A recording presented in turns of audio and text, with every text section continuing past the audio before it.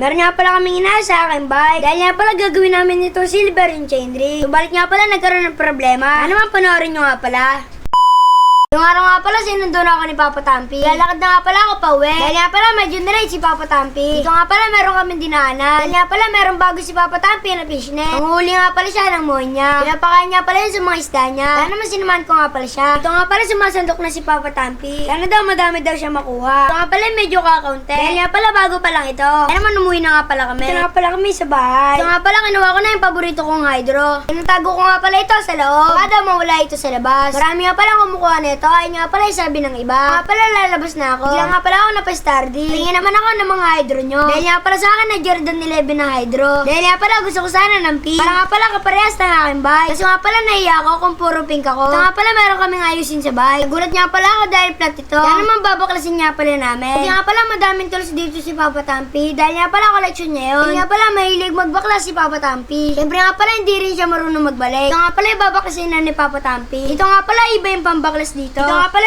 okay na. Bali nga pala dadalhin na namin ito. Para naman magamit ko ulit ang aking bike. Ito nga pala alis na kami. Bali nga pala dito kami bibili. Bumili na nga pala ako ng metal polish. Ito nga pala pinakita sa akin ito ni Papa Tampi. Dahil nga pala yun na nakikita ko sa kanila. Ito nga pala bumili na rin si Papa Tampi ng pantanggal ng kulay. So yung mga katampi, ito daw yung naisip ni Don David na maging silver.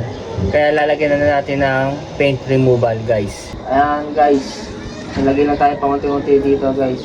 Yun lang, sayang. Sayang yung guys, case. Gel paint removal. What? Gel! Gel! So yung guys, parang hindi nagana to eh. Ano kaya problema? Hindi katulad ng baka mali yan. So yung guys, nakabili na nga pala ako nito. Ito dapat, guys.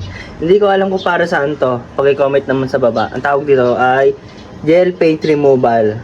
Remover. Yan. Gel paint remover, guys. Ano pinakaiba nito, guys? Dito. Ito talaga alam mo, ginagamit ko talaga to. Nakamali ako ng bilay, guys. Hindi ko alam para saan yan. Tara, simulan na natin. Ayan, tunay, guys. Natatapon pa.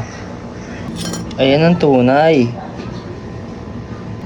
Tingnan natin kung tunay talaga yan, guys. So yung mga katampi, hindi ko alam kung bakit walang epekto tong ginawa ko, guys. Ayan wala siyang epekto, guys.